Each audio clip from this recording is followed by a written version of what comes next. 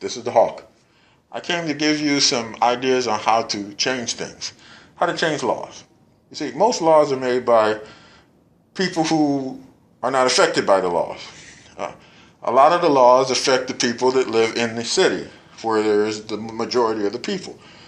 People that make the law live way out in the burbs and the gated communities. They're not even in touch with reality as far as reality goes. 55 mile per hour speed limit. What is that? They say it saves gas. Bullshit. Most cars, and I know a lot of automotive engineers, have the best efficiency between 65 and 70 miles an hour. Some all the way up to 80. Why? Because that's physics. That's physics. It has to do with the size and weight of the car, the type of engine, the 6-cylinder, 4-cylinder, 8-cylinder, the weight of the engine, the power of the engine, the shape of the car, whether it's aerodynamically stable or not.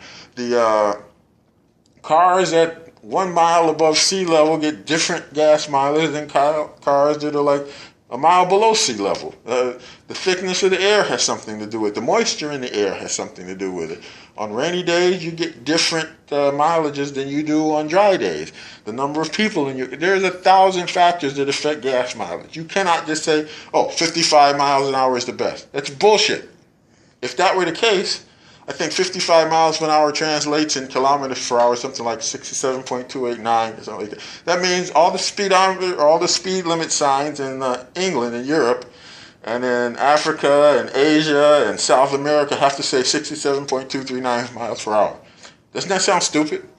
It is stupid. 55 miles an hour is a joke.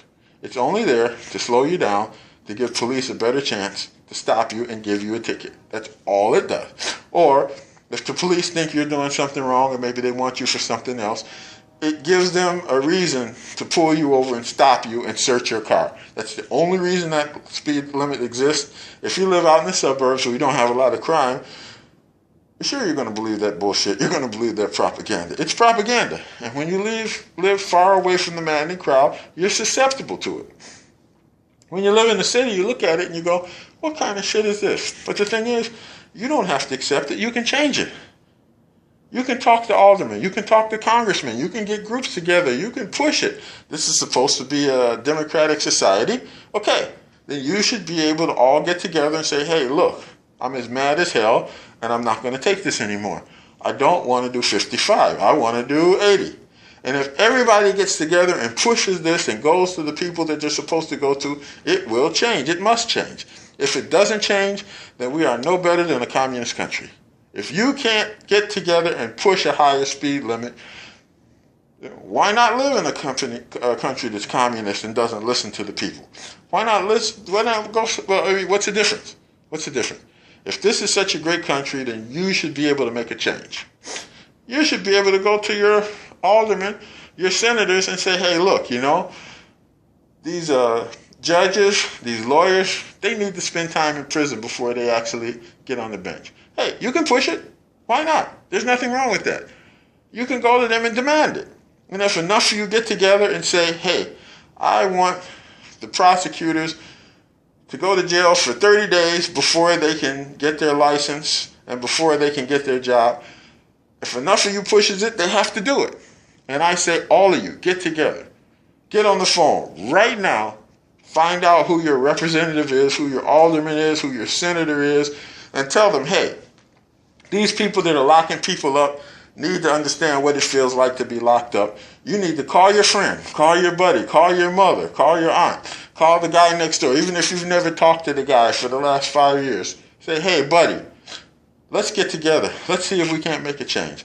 Let's see if we can't force a ruling and a law that says anybody who is responsible for locking somebody up, be they judges, be they attorneys, and be some of these detectives, need to go through the system at least once so they can understand what they're subjugating people to. I think that should be a law. They need to understand the damage that they do, because the prison system is supposed to be a place where you put dangerous individuals, not where you put a guy who got caught with an ounce of weed in his car for maybe 2 or 3 times and you want to teach him a lesson. That's overkill. Change comes from within. Change comes from you. You want to make a change, make some noise. Start talking to people. If enough people get together, you can make it happen. You have to say to yourself, I'm as mad as hell, and I'm not going to take this shit anymore. That's what you got to do. You got to get fired up. You got to make a change. I am the Hawk. Thank you.